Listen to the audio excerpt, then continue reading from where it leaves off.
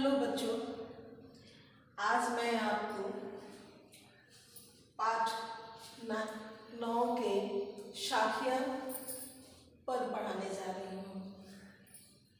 यह हमारे कवि कबीरदास रचित है। दोहा पढ़ाने से पहले कबीर के विषय में मैं कुछ आपको बता दूँ। कबीर एकेश्वरवाद के भक्त थे, यानी एक ईश्वर, और वह निर्गुणवादी थे। वे पूजा पाठ, यज्ञ, हवन, मंदिर मस्जिदों में भटकने के बजाय हृदय में ईश्वर का वास मानते थे। उनकी भाषाओं में कहीं अवधी, कहीं ब्रज, कहीं उर्दू, कहीं फारसी तो कहीं पंजाबी भाषा सम्मिश्रित है। क्योंकि वह पढ़े लिखे नहीं थे, इसलिए उनकी वाणी अनगढ़ और साधुकड़ी है। वह साधुकड़ी भाषा का प्रयोग करते थे, क्योंकि वह यह सभी ज्ञान साधु महात्माओं के समागम से उपदेश सुनकर, बड़े लोगों के विचारों को जान करके पाया था। वह अल्लाहवाद थे। वह पूजा पाठ पर बिल्कुल विश्वास नहीं करते थे और हिंदू और मुसलमान की दुर्भावनाओं जो मैत्रिता को अलग करता है उसके कट्टर विरोधी थे। वह हमेशा अच्छे विचार, पुण्य भाव और लोगों के अंदर मैत्री भाव प्रकट करने की कोशिश में रहते थे। यही सब उनके दोहों में स्थित है, जो साखिया नाम से प्रसिद्ध है। साखिया का मतलब होता है साक्ष्य, जो आसपास के वातावरण में प्रमाणित है, जिसे लोग अनुभव कर सकते हैं, उसी को उन्होंने अपने शब्दों में पिरोया है। तो देखिए, इनका पहला दोहा है, मान सरोवर सुभर जल हंसा केली कराही।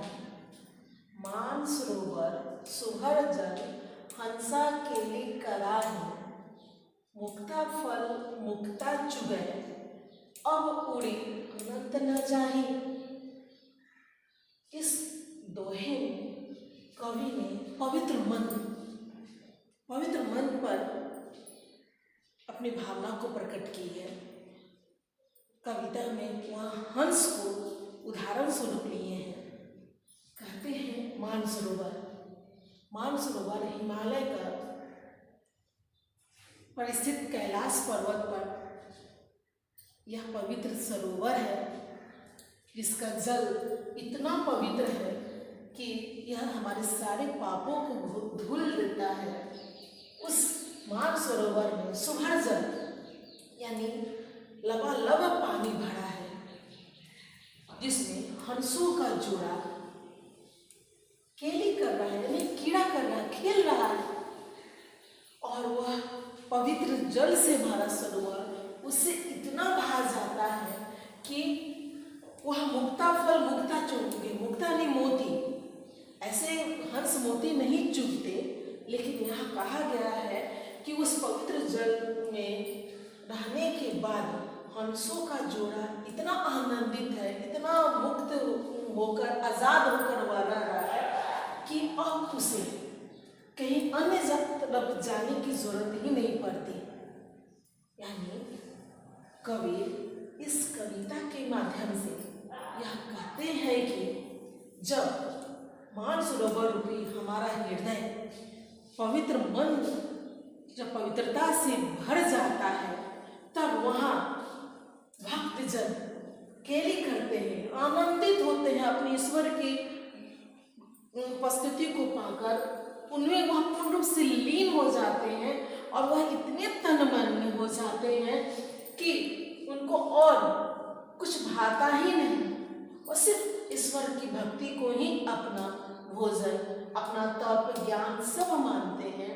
और जब सच्चा ईश्वर भक्ति उन्हें प्राप्त हो जाती है, तब उनको अन्यत्र यानी कि कहीं और भटकने की आवश्यकता ही नहीं पड़ती, क्योंकि उनका हृदय खुद पवित्र हो गया गया है, उनका सारे पाप धुल चुके हैं, वह आनंदमय होकर जीवन बसर करता है। इस तरह इस कविता के माध्यम से, इस दोहे के माध्यम से कबीर हमें यही कहना चाहते हैं कि मन को पवित्र करो। जब मन पवित्र होगा तो अपने आप तुम्हारे हृदय में ईश्वर का वास होगा। ठीक उसी प्रकार दूसरे दोहे में वह कहते हैं, प्रेमी ढूंढत मैं फिराऊं, प्रेमी ढूंढत मैं फिराऊं, प्रेमी मिले ना कोई। प्रेमी को प्रेमी मिले, सब विष अमृत होई। यहाँ कहते हैं प्रेमी यानी कि सच्चा ईश्वर भक्त, या मैं सब खुद के लिए एक ईश्वर भक्त के लिए प्रयोग किया गया है, सच्चे साधक के लिए प्रयोग किया गया है, जो ईश्वर ऐसे ईश्वर भक्त को ढूंढता फिरता है जो उसे ईश्वर का दर्शन करा सके, ईश्वर के भावना को उसके अंदर निहित कर सके। तो वैसा भक्त हर तरफ ढूंढता फिरता है कि ऐसा कोई प्रेमी मिल जाए जो उसके अंदर के मन की दुर्भावनाओं, विषय वासनाओं, काम को बाहर निकाल फेंके। पर ऐसा प्रेमी, ऐसा सच्चा साधक मिलना बहुत मुश्किल है, क्योंकि यह करोड़ों में एक होते हैं। इसलिए उसे अभी तक कोई भी ऐसा साधक, ऐसा सच्चा ईश्वर भक्त नहीं मिला जो उसके मन के विकारों को बाहर निकाल सके।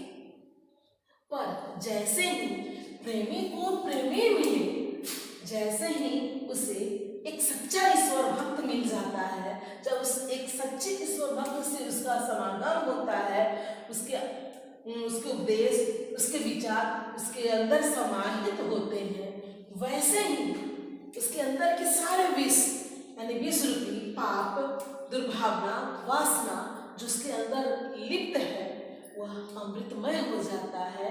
यानी उसका हृदय सारे विकारों से निर्लिप्त होकर अमृतमय बन जाता है, अमृत के समान पुण्य भाव से प्रेरित हो जाता है और वह सदाचारी बन जाता है।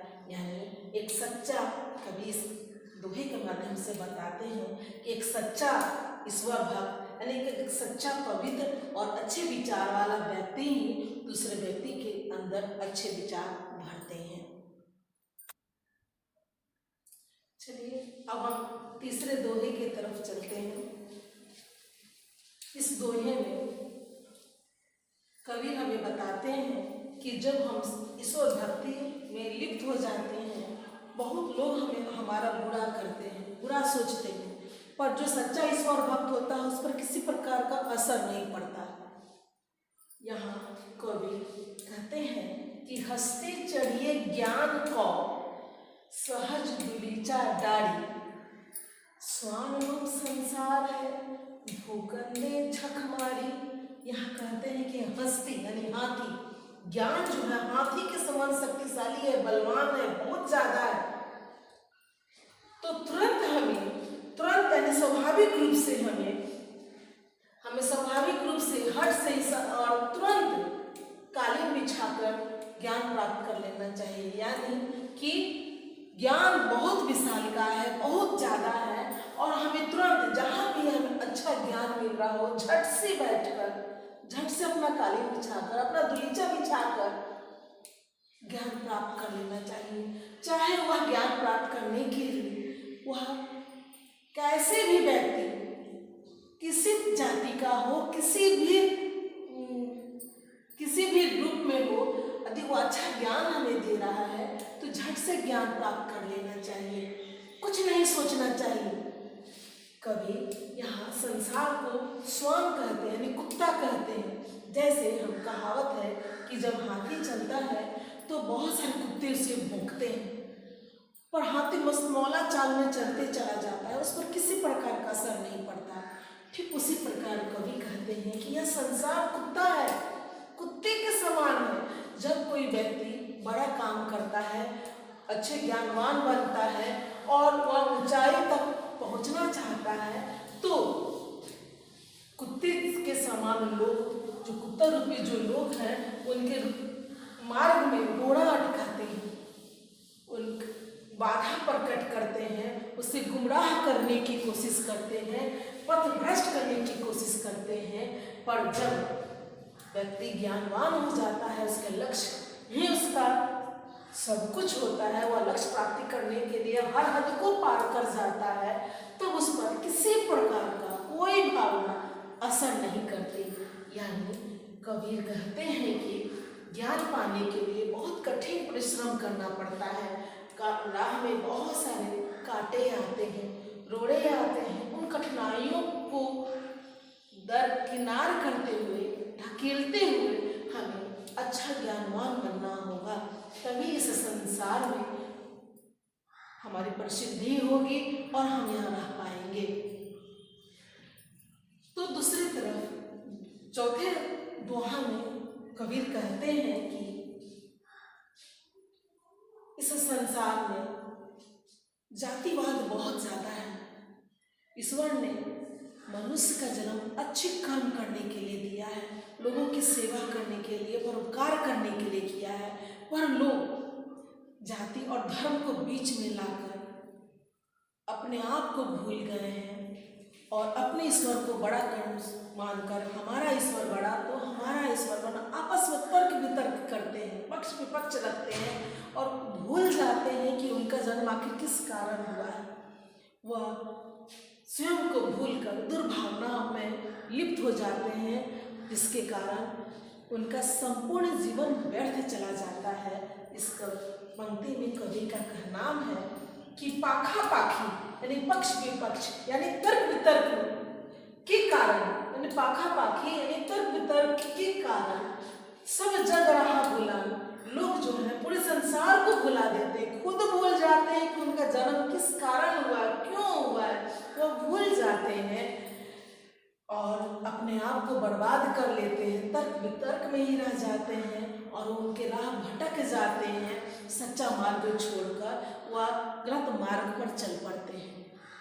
कबीर के अनुसार वही व्यक्ति सोई संत सुजान, वही व्यक्ति सच्चा ज्ञानी है जो निर्भक होई के हरि भजे, जो जिसके मन में किसी प्रकार का छलावा नहीं, किसी प्रकार का दुर्भावना नहीं, सभी धर्म उसके लिए एक समान है, वह सच्चा हृदय वाला है, तो उसे कोई गुमराह नहीं कर सकता और वही व्यक्ति सच्चा ज्ञानी है। यानी जो व्यक्ति सच्चा है, ज्ञानवान है, अच्छा इंसान है, वह तर्क वितर्क में नहीं पड़ता, पाखा पाखी में नहीं पड़ता, वह ईश्वर को के स्वरूप को अपने हृदय में मानता है। यानी कबीर इस दोहे में ईश्वर को अपना सब कुछ मानते हैं और वह एक ही ईश्वर की प्रार्थना करने के लिए कहते हैं ताकि लोग भटकाव में न आए। चलिए अब हम पांचवा दोहा देखें।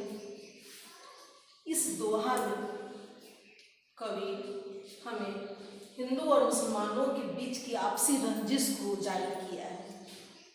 हिंदू अपने भगवान को बहुत बड़ा मानता है तो मुसलमान अपने दोनों अच्छे कर्म करना छोड़ देते हैं, दोनों ही मानवता को भूल जाते हैं, इंसानियत को भूल जाते हैं, अच्छा कर्म करना छोड़ देते हैं और अपने अपने ईश्वर के सर्वोपरि होने के लिए लड़ाई करना शुरू कर देते हैं, बैर मोल लेना शुरू करते हैं, बैर भाव एक दूसरे के ये करते हैं। तो ऐसे लोगों के पास ईश्वर नहीं होता, वैसा लोगों का कोई नहीं पूछता, वो आतंक को बढ़ावा देते हैं। कभी कहते हैं कि हिंदू मुआ राम कही मुसलमान खुदाई, हिंदू मुआ राम कही मुसलमान खुदाई, कहे कबीर सो जीवेता, कहे कबीर सो जीवेता जो दूहों के निकट ना जाए। कवि कहते हैं कि हिंदू राम राम कहते मर गया, अच्छा कर्म करना छोड़ दिया, मेरा भगवान सबसे बड़ा है, सर्वोपरि है और उस ईश्वर की प्राप्ति नहीं हुई, और मुसलमान खुदा खुदा कहते हुए अब इस संसार से चला गया और एक अच्छा कर्म नहीं किया कि लोग उसे याद करें। यानी दोनों ही तर्क वितर्क में, भेद भाव में बैर मोल लेते रह गए और अपने असली स्वरूप को भूल गए, अपने अच्छे विचार को भूल गए जो उन्हें लोगों को कबीर सो जीविता। कबीर कहते हैं कि संसार में वही व्यक्ति जिंदा रह सकता है, यानी जीने का अधिकार प्राप्त करता है, जो दूहों के निकट नहीं जाए, जो बैर मोल को नहीं के पास नहीं जाता, भेदभाव के पास नहीं जाता, पक्ष विपक्ष के प्रति उसकी भावना नहीं जाती। वह इंसान इंसानियत को मानता है, मानवता को मानता है, वही व्यक्ति सच्चा इंसान होता है। हिंदू मुसलमान के चक्कर में ना पड़कर मन के भाव को, इंसानियत के भाव को, मानवता के भाव को संसार के लिए लगाइए। कवि का कहने का आशय यही है। दूसरे कविता में यानी दूसरे दोहे में कवि कहते हैं कि एक ही ईश्वर है, सभी एक ही ईश्वर की संतान है। वह निर्गुणवाद, मूर्ति पूजा के बिल्कुल विरोधी थे। तप, यज्ञ, हवन और मंदिर मस्जिदों में भटकना के वह साफ विरोधी थे।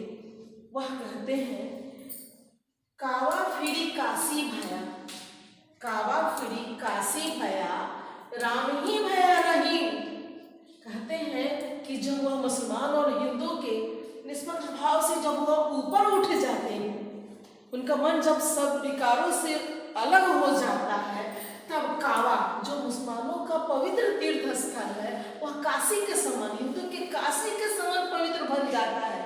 यानी उसके लिए ना कावा ना काशी, दोनों में कोई अंतर नहीं होता, दोनों ही उनके लिए पवित्र तीर्थ स्थल बन जाते हैं। और राम ही भया रहीम, और राम में ही वह रहीम यानी खुदा को देखते हैं और खुदा में वह राम को देख लेते हैं, यानी उनको एक ही ईश्वर का दर्शन होता है, वह एक ही ईश्वर को मानते हैं। कहते हैं कबीर मोट चून मैदा भया, मोट यानी मोटा, चून मतलब आटा। कहते हैं कि मोटा आटा को लोग बेकार और खाद्य पदार्थ मानते हैं, उससे खाने से बचते हैं। लेकिन जब वह मोटा आटा और अधिक बारीक पिस जाता है तो मैदा बन जाता है, यानी कि मैदा आटा से भी ऊपर उठ जाता है, वह बारीक हो जाता है, यानी उसके अंदर के सारे विकार अलग हो जाते हैं। तब वह कबीर बैठे कबीरा जीन, और ऐसे भाव को कबीर बैठकर भोजन करता है, यानी वह ना राम ना रहीम ना काबा ना काशी के चक्कर में पड़ता है, बस आनंदित होकर ईश्वर की भक्ति करता है। और सच्ची भक्ति में ही उसे काबा, काशी और राम और रहीम दोनों का ही वास मिल जाता है, दोनों का ही आधार मिल जाता है और वह आनंदित हो उठता है। सातवें दोहे में कबीर कहते हैं कि ऊंचे कुल का जन्मिया जे करनी ऊंच ना होए, ऊंचे कुल का जन्मिया जे करनी ऊंच ना होए। कहते हैं सिर्फ ऊंचे कुल में जन्म लेने भर से नहीं हो जाता, यदि उसकी करनी यानी उसका जो कर्म है ऊंचा नहीं होता, यानी कि सिर्फ ऊंचे कुल में जन्म लेने से कोई व्यक्ति बहुत बड़ा नहीं बन जाता। नहीं तो कंस भी, दुर्योधन भी, रावण भी ऊंचे कुल में जन्म लिए थे और उनकी करनी ऐसी घृणित थी कि वह आज भी संसार में दुत्कार के पात्र बनते हैं, दुत्कारे जाते हैं, उन्हें लोग घृणा की दृष्टि से देखते हैं। इसलिए कुल ऊंचा होने से कुछ नहीं होता, कर्म ऊंचा होना चाहिए। कहते हैं इसके उदाहरण में कबीर कहते हैं कि सुवर्ण कलश सुरा भरा, साधु निंदा सोए। सोने के कलश, सुवर्ण मतलब सोने, सोने के कलश में शराब भर देने से वह अमृत नहीं बन जाता, वह शराब का शराब ही रहता है, क्योंकि वह अपवित्र है, वह लोगों के मन मस्तिष्क को भ्रमित करता है, वह कभी अच्छा नहीं हो सकता, चाहे वह सोने के कलश में ही परोसा क्यों ना जाए। वह साधु निंदा का पात्र होता है, वह सभी के लिए, सभी साधु जन के लिए वह निंदा का पात्र होता है, उसे सभी लोग निंदित करते हैं। यानी इस संसार में कर्म ऊंचा होता है, कुल नहीं। हमें अपनी पहचान बनानी है तो अच्छे कर्म करने चाहिए। इस सारे दोहों का शब्दार्थ मैंने नीचे लिख दिया है और सभी का अर्थ बखूबी मैंने समझाया है। कबीर के एक और दोहा है जिसे हम शबद कहते हैं, जो दो भाग में है। पढ़ना है, जो हम अगले वीडियो में आपको बताएंगे।